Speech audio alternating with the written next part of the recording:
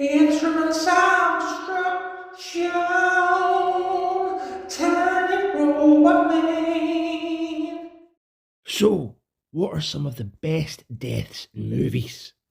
I instantly think of Dick Jones from Robocop with his hilariously flailing long arms, the bad fella from Day of the Dead screaming, "Joe got him!" as zombies rip out and feast on his guts, and Arnie's truly heart-wrenching death at the end of Terminator 2. He knows now why we cry. And I did, a lot.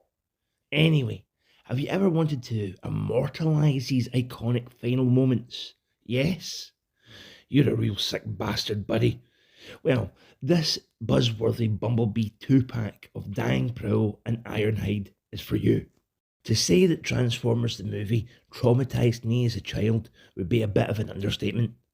I can still vividly remember Megatron and co bursting through the side of that shuttle and just brutally murdering everyone inside. I don't think my 5-year-old brain could quite comprehend what I was seeing. Why were the nice robot men not getting back up? Why was there a hole in Brawn? My God, what is coming out of Prowl's eyes and mouth? Ironhide and Ratchet are okay, aren't they, Dad? They're okay, aren't they? Please, tell me they're okay.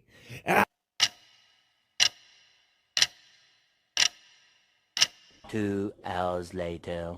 Years of therapy later, I can now watch the scene and not start screaming uncontrollably. Most of the time. What a bold move from Hasbro. In the series, folk would just get shot all the time and shrug it off like they had been mildly inconvenienced or at the very worst tasered by an overly enthusiastic policeman. Not in the movie though. I know the writers were under orders to kill off these characters we loved as their shite toys were being discontinued. Did they have to do it quite so graphically though? It's a fucking movie for kids, for Christ's sake.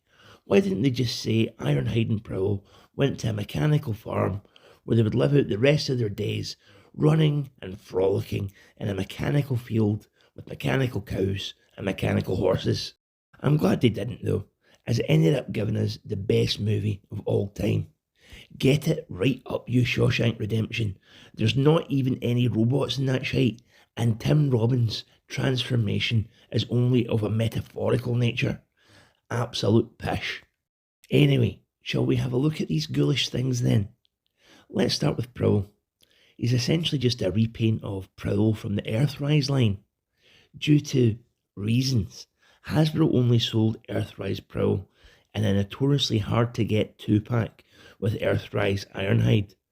This was going for silly money on eBay, plus Earthrise Ironhide is utter pish. So Dying Prowl was an affordable way for me to pick this fella up.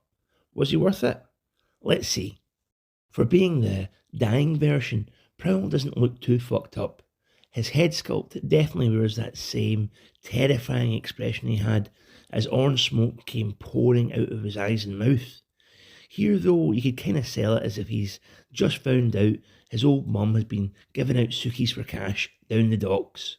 Gutting. The colours on Prowl are sharp and more animation accurate than the Earthrise release. I love his wee red horns and his grey tummy.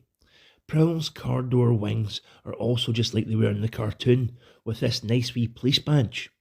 The only sign of damage on Prowl is this bit in his uniboob. It's well sculpted with loads of detail in his innards, and Prowl now seems to have a nipple. Weird, but at least he can now nurse core class Bumblebee. Aww. That's it. Drink up your wee milk there. Drink up your milk there, wee man. You can attach these included blast effects to Prowl's teat if you really want to go extra hard in recreating his excruciating death. I'm sure you'll agree, it's a fun play feature for kids of all ages. The best thing about Dying Prowl is that his calves are now made of solid plastic, unlike his Earthrise brethren. Now, I'm not so worried these will explode into a million sharp, jaggy shards during his next transformation and impale my eyes, causing irreversible blindness and excruciating pain. So that's nice. Transformation on Prowl is the same as his Earthrise Datsun brothers. Have a wee watch of my smokescreen review if you want any more about that.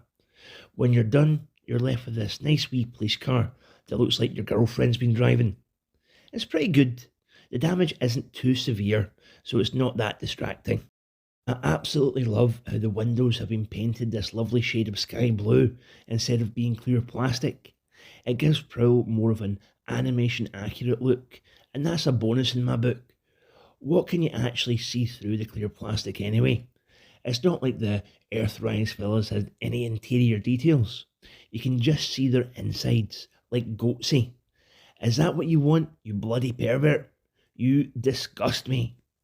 Anyway, let's move on to Ironhide. This Ironhide is a remold of the excellent Studio Series 86 Ironhide, one of my first reviews. Have a watch if you can stand my Michael J. Fox-esque camera work. God, those early reviews are painful to watch now. Anyway, Ironhide's full chest has been blown away, revealing some excellent robotic innards. Hasbro has went all out on this poor unfortunate fella, with the battle damage going deep into his broken tip window.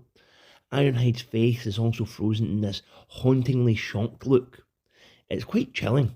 It's like he's just watched Two Girls, One Cup. Like Prowl, all the clear plastic on Ironhide has been replaced with painted solid stuff. It's great, although it does make the windows on his legs stick out a lot more.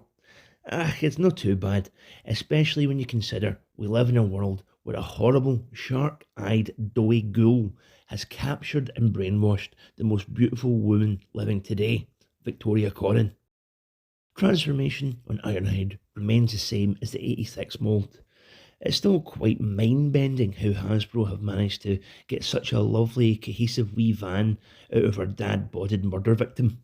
Apart from the whole windscreen being caved in, the biggest difference between the two Ironhides is this lovely yellow stripe on her Buzzworthy fella. This was one of the biggest things missing from the Studio Series version. It's great that us Transformers fans can now choose between an undamaged, clean version missing this vital screen accurate detail and a version that's all fucked up and includes it. I swear Hasbro are going to do another undamaged version with the stripe and sell it to us again. Those cold money grabbing bastards. I'm not saying I wouldn't buy it, but I'll be cursing them under my breath on the way to the Smiths checkout. So, should you get these two unfortunate fellas? If you already have Kingdom Prowl and Studio Series Ironhide, there's not much for you here. If you're really into playing about with dead guys, like Jeffrey Dahmer or Dennis Nielsen, this set would be a real treat for you, I guess. What's going to be next after these fellas? Crumbled to ash Starscream? That would be an easy one. You just need an empty cape, a crushed crown, and a couple of spoonfuls of your cremated granda. Anyway, you guys have a great night. Catch you later.